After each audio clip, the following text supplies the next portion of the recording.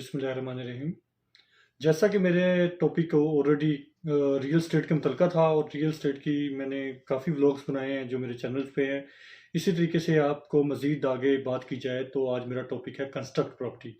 Basically construct property क्या है? Construction वाली प्रॉपर्टी से मुराद आप एक विला है, अपार्टमेंट है, शॉप है या शोरूम है। अब कंस्ट्रक्ट प्रॉपर्टी में इन्वेस्टमेंट क्यों की जाए? सवाल होता है ना क्लाइंट्स का कि कंस्ट्रक्ट प्रॉपर्टी पे इन्वेस्टमेंट क्यों की जाए? क्योंकि कंस्ट्रक्ट प्रॉपर्टी में इन्वेस्टमेंट करने के 2 से 3 रीज़न होती हैं। सबसे पहला रीज़न ये होता है कि आप कंस्ट्रक्ट प्रॉपर्टी लेते हो कि आपको उसका रेंटल वैल्यू एक आती रहे। मिसाल के तौर पे आप 1 करोड़ रुपए का कोई अपार्टमेंट लेते हैं जिसका कि 30 से 35 हज़ार रुपए एक रेंटल वैल्यू है, वो आपको मंथली बच जाती है। जो 30 हज़ार रुपए रेंटल वैल्यू है ये 90 लाख रुपए का अपार्टमेंट है जिसकी मैं बात कर रहा हूँ। 85 या 90 लाख रुपीज़ का ये टोटल अपार्टमेंट है। इसमें यह है कि ये अपार्टमेंट में अगर आपको 30 हज़ार रुपये मंथली आता है तो हर बंदा सोचता ये है कि मैं 1 करोड़ रुपये लगाऊं और 30 हज़ार रुपये लूँ। ऐसा नहीं है। यही प्रॉपर्टी आपकी जो है आपको आगे बेनिफिट भी उससे ज़्यादा देके जाता है। रेंटल वैल्यू तो वो है जो आप इसको यूज़ कर लेते हैं जहाँ जो आपकी ज़रूरत में आ जाते हैं। इसके अलावा जो आपकी प्रॉपर्टी है वो आपके विदिन 1 ईयर या 2 ईयर्स में वही प्रॉपर्टी आपकी प्राइजेज वाइज 1.5 करोड़, सवा करोड़, 1.5 करोड़, पौने 2 करोड़ रुपए पे आई होती है। उसी के साथ साथ एक्चुअल अमाउंट तो आपकी बढ़ती जाती है। असल में कंस्ट्रक्ट प्रॉपर्टी का फॉर्मेट ही यही है। इसी लिहाज से अगर आप कोई शॉप की बात करते हैं तो जो 50 लाख रुपए की शॉप आपने आज बाय की है उसकी रेंटल वैल्यू तकरीबन 20 हज़ार रुपये, 22 हज़ार रुपये के राउंड अबाउट आता है।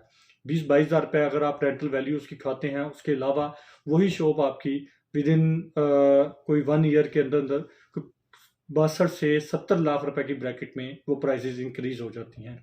अगर आप रेंटल वैल्यू की भी बात की जाए तो वो भी आपने खाई और उसके साथ साथ वो आपको तकरीबन तकरीबन कोई 50% जो प्राइसेस है, मिसाल के तौर पे 50 लाख वाली चीज़ आपको तकरीबन 28 लाख 27 लाख रुपए प्रॉफिट भी दे के गई विदिन 1 ईयर। तो यही कंस्ट्रक्ट प्रॉपर्टी का फॉर्मेट होता है। कंस्ट्रक्ट प्रॉपर्टी 2 तरह की होती है। एक आप कंस्ट्रक्ट करके खुद रहते हैं, दूसरा आप इन्वेस्टमेंट के लिहाज से आप लोगों को इन्वेस्टमेंट करवाते हैं। कंस्ट्रक्ट प्रॉपर्टी एक तो ये होता है कि आप खुद रहते हैं, दूसरा ये है कि कंस्ट्रक्ट प्रॉपर्टी जो है उसको लेते हैं, लेके आप रेंटल वैल्यू के लिए कि इसका हम रेंट लेंगे। रेंटल पे आप देने के साथ साथ बहुत लोगों के सवाल ये होते हैं कि हम रेंट पे देते हैं, हमने इतनी अमाउंट लगाई हुई है और हमें बचता कुछ नहीं है। तो ऐसा नहीं है।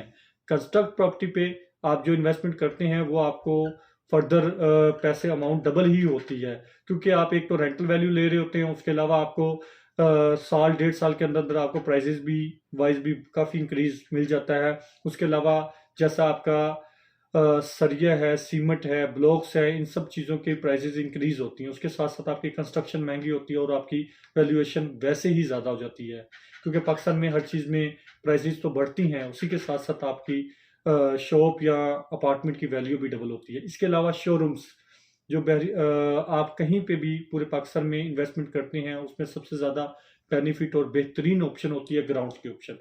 ग्राउंड्स के अंदर जो शॉप्स हैं या जो शोरूम्स हैं उनमें होता क्या है, वो आपको बाय करते हैं आप तकरीबन सवा करोड़ 1.5 करोड़ रुपए से 3 करोड़ रुपए की इन्वेस्टमेंट। अब जो सवा करोड़ 1.5 करोड़ रुपए वाली इन्वेस्टमेंट है, मिनिमम हम इसको 2 करोड़ रुपए वाली इन्वेस्टमेंट पकड़ लेते हैं। 2 करोड़ वाली जो ग्राउंड की शॉप है उसके रेंटल वैल्यू तकरीबन 1 लाख रुपए बनती है। 1 लाख से सवा लाख रुपए उसकी रेंटल वैल्यू है। उस रेंटल वैल्यू के साथ दूसरी बात यह है कि यही शॉप आपकी 2 साल बाद, मसलन आपने जो 2 करोड़ रुपए की शॉप बाय की उसका सवा लाख रुपए रेंट तो आप ले ही रहे हैं। यही शॉप आपकी 1.5 साल 2 साल बाद शॉप जो है वो तकरीबन 3.5 पौने 4 करोड़ रुपए पे पहुंची होती है। तो सबसे ज़्यादा तेज़ी के साथ जो ग्रोथ करती है वो कंस्ट्रक्ट प्रॉपर्टी है। कंस्ट्रक्ट प्रॉपर्टी पे आप इन्वेस्टमेंट करें, उसकी रेंटल वैल्यू भी खाना चाहें वो भी आप कर सकते हैं और उसके साथ साथ आपकी प्राइसेस में बहुत हद तक वो इंक्रीज भी होती है। बहुत मुझे ये ब्लॉग आज इतना ही था। मुझे यहाँ पे इजाज़त दे, इंशाल्लाह हाजिर होता हूँ नेक्स्ट ब्लॉग में आपकी दुआओं के साथ। बहुत शुक्रिया। जज़ाकल्लाह। अस्सलाम वालेकुम।